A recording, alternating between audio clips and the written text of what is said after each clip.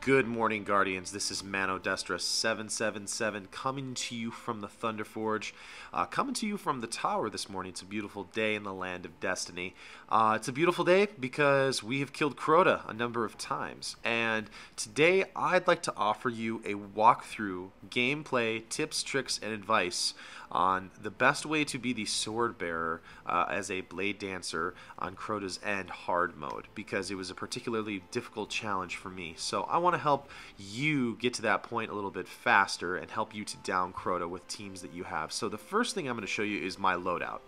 You can see I'm using Mask of the Third Man. The biggest reason I use that one is because the arc blade attacks use less super energy, and I replenish health when I pick up orbs. Huge for Crota's End.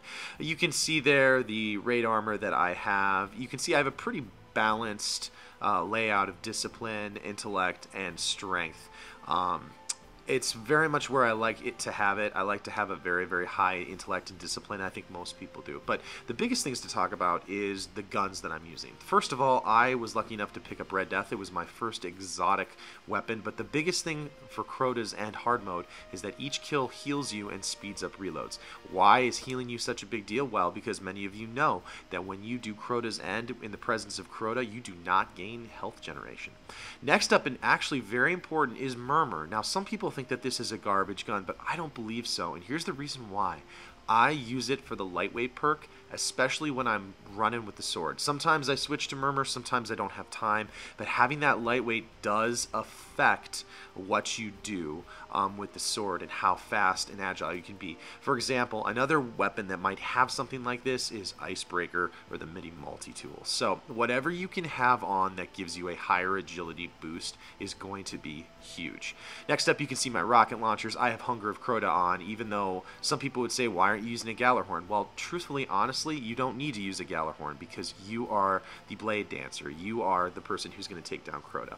So next up, let's look at the subclass perks that I'm using. I'm using the higher jump so I can get up to the platform for Crota, which you will see here in a little bit. I have Vanish, which is kind of my ace in the hole in case if I ever need to disappear for some reason. Next up, and most importantly, you have to have Escape Artist with your Blink Strike setup. It's just absolutely necessary for the strategy that I use and that most blade dancers will use when taking down Crota. You'll want to focus your attributes on toughness and speed. Why toughness? Well, because you don't get health generation back. Speed, why? Because you need to run very, very quickly. Next up, Shadow Jack. You have to increase the duration of your invisibility effects. That's going to be self-explanatory when you see the video. Same thing here. I'm doing Way of the Drifter, which focuses on all the attributes, but the biggest thing there is speed. And then, of course, Stalker, which you will gain invisibility after crouching for a period of time. So you can see my loadout on my Hunter. I'm a level 32. I highly recommend, if at all possible, you send a 32 with the sword. If you're sending a 31 with the sword against hard mode Crota, they're just not going to do enough damage. So let's go to the gameplay and I'll show you what I did and what was running through my mind.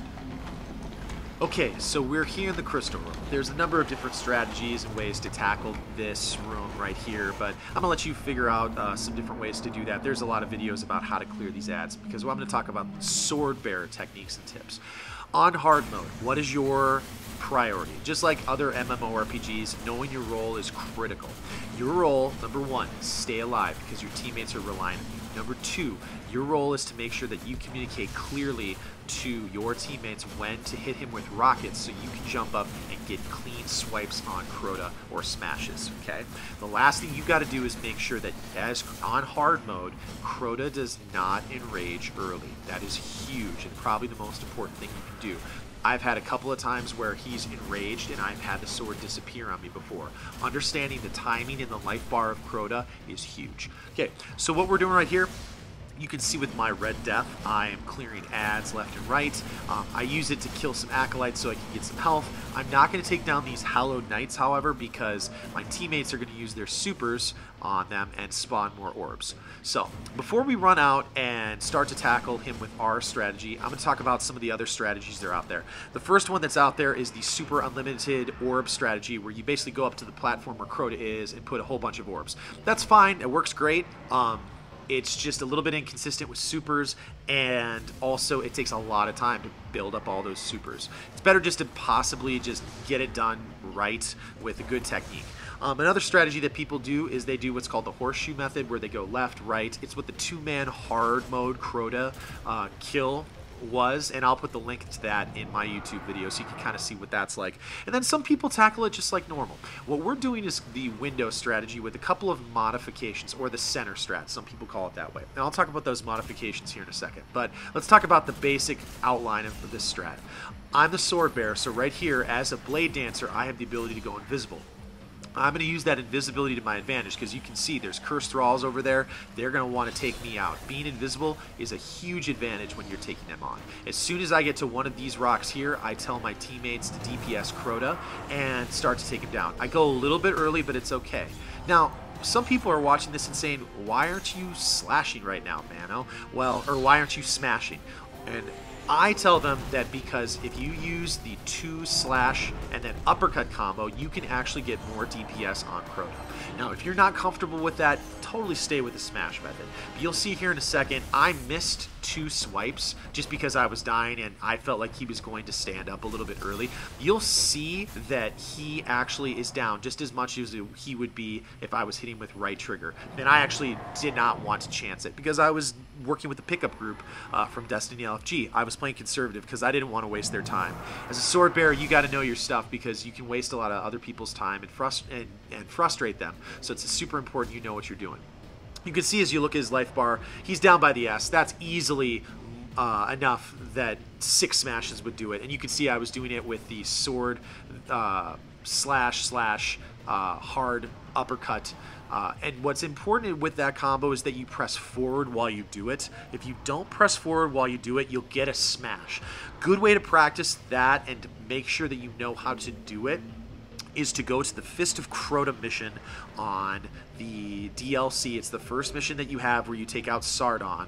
It's where you see Omnigul for the first time. There's always a SwordBearer or a Blade of Crota that comes on Earth, and it's a great way to practice with the sword. Okay, so Crota is going to be moving here. Some people like to hide in one of the columns by the mirror room.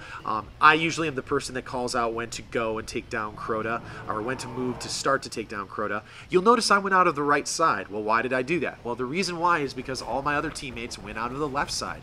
What's your job? Stay alive. Okay, that's the #1 thing that you can do as the SwordBearer. Okay. Now, here, you're going to see me do smashes, and I'm going to do that because I don't want, I want to make sure that I don't enrage Crota early. I found that when I do the combos, I sometimes would make Crota enrage early, and I didn't want to do that again this time. So, I made sure I hit him with the 3 smashes here, and the biggest thing you need to do is drop the sword. As soon as you do that, hit him with your blink strike, and then he can't see you, and then life is good. The boomers can't see you either. And we'll talk about why the boomers aren't hitting me in just a second. You may see that shield in the background and say, what's going on back there? We'll talk about it here in a second. Now, what we're also doing here is a slight modification that's come out in the last week or so. And that is what we call the Ogre Room strategy. And what we're doing, instead of going back into the Crystal Room and taking the Ogres on when they have a fair shot at us, we're getting down there so as soon as the Ogres come out of that room, we have a place to take out the Ogre. He has no time whatsoever to even turn and shoot at us. Getting the other sword, or the other Ogre on the other side, is not tricky, not difficult. You'll notice I've got my rocket launcher. Why are you wasting rockets on the Ogre? Well, I'm the SwordBearer. I shouldn't be shooting rockets in the first place. You can see I've got my Hunger of Crota. We're going to waste him very quickly. I highly recommend, as the SwordBearer, if you have time, pop that heavy ammo synthesis so that your other team members don't have to. We'll do the same thing here. You can see some of my teammates stagger him. I go in with the kill with Hunger of Crota, and life is good. Ogre's taken out. Not that big of a deal as long as you use this strategy. Okay. Now, you'll see, what am I doing here? Why am I staying down? I'm going to use that invisibility again to make sure that there's no cursed thrall that hit me. Okay, and doing that, getting back safely, is probably the hugest thing, because killing the Ogres is the biggest, most important thing. If you get to the point where you've gotten his life down as low as it is now, and you lose to the Ogres or lose to a Cursed Thrall, there's nothing worse in the world. Speaking of Cursed Thralls, I'm going to take him out so I have a clear path to leave here in a second. Now, some people will say, Mano, why are you not leaving right now. Crota's in the middle. Go get him. The reason why is because when we ran out of the ogre room, Crota had already moved back to the middle. We didn't have enough time to get 2 clean swords on him. We don't want him running right or left as soon as I'm trying to kill him. So we're going to just basically chill out for a little while. He's going to go to the right side. And as he goes to the right side, we'll talk about what that shield was and a new strategy that we had come up with and that we had read about. The number one problem with being the sword bearer, other than, of course, obviously Crota, hitting the sword, all those other things, is the boomers. The boomers always hit you. Now, some people like to put a bubble shield right up with the boomers, and they use Helm of Saint 14, and it confuses them, and it's really funny. But the problem is, it's really chancy for the Titan. You'll see those orbs of light on the platform right next to Crota. What we have found is that if you drop a bubble shield right there, right as the sword bearer is going up to go kill Crota, for some reason the boomers do not pay attention to the sword bearer anymore. They see that shield, and all they want to do is kill it, and that's fine. Let them. That is the strategy that we have found that is very consistent. So it's safe for the Titan. It's not chancy. They have a shield in case if they need to get inside and be safe. Crota can't hit them. It's just a win-win situation all around. Yes, you might have to deal with boomers, but as long as you go underneath the bridge and you stay close to the wall where the sword bearer comes from, life is good, and you'll see that here in a minute. So we're going to go after Crota with the final sword here. Again, going invisible, trying to stay safe.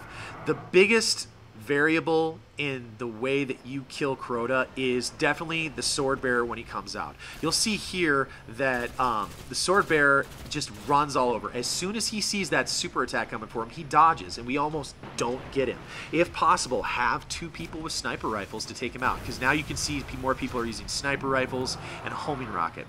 As soon as I pick up the relic, I'm going to hug that wall, go underneath the bridge, and try to jump as little as possible to not get the boomer's attention. I go up here, I go invisible. I'm able to do that. If you're not able to get invisible, don't wait for it. It's more important to get Crota while he's down.